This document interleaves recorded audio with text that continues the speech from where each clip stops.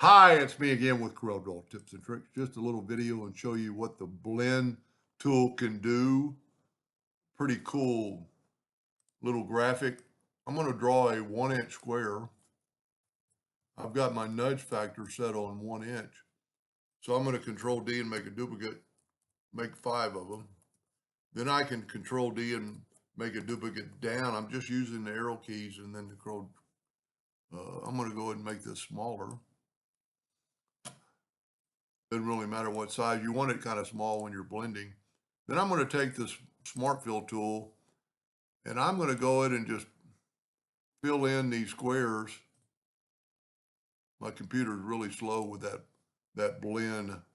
You know what I'm going to do? I'm going to delete this.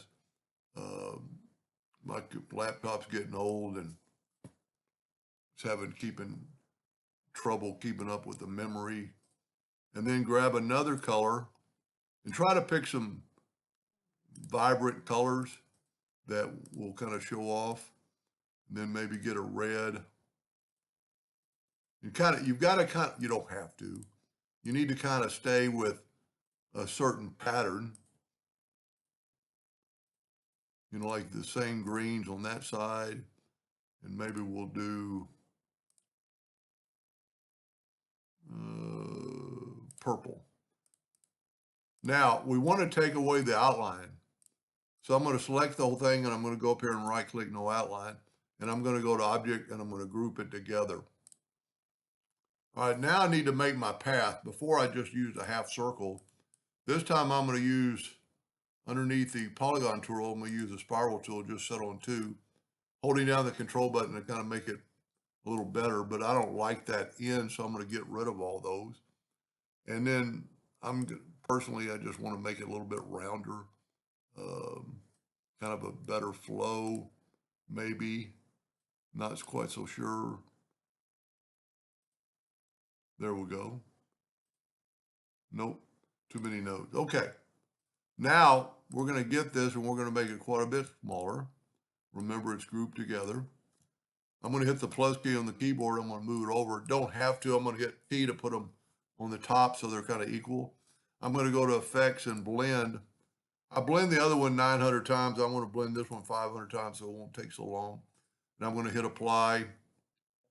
And then I'm going to go right here to Blend along New Path. And then I'm going to go right here to Blend along Full Path. Maybe not as cool. It's a little bit twisted. But if you look, you can see the original line.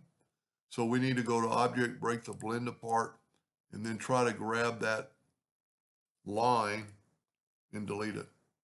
Still pretty cool. I think the half circle was probably the best. Make this black, Object, Order, back a page. It'll really make it kind of stand out. And you could do it, don't forget that you can change the direction of the nodes, of the starting point. But it's still a pretty cool looking graphic. I mean, if you look, the yellow that's on the edge is on the, and you can tell I only blended it 500 times. So 900 times will get you a lot smoother blend. But for the video, my old laptop takes a lot of work to do that. Anyway, hope that gave you an idea or two, and thank you for watching.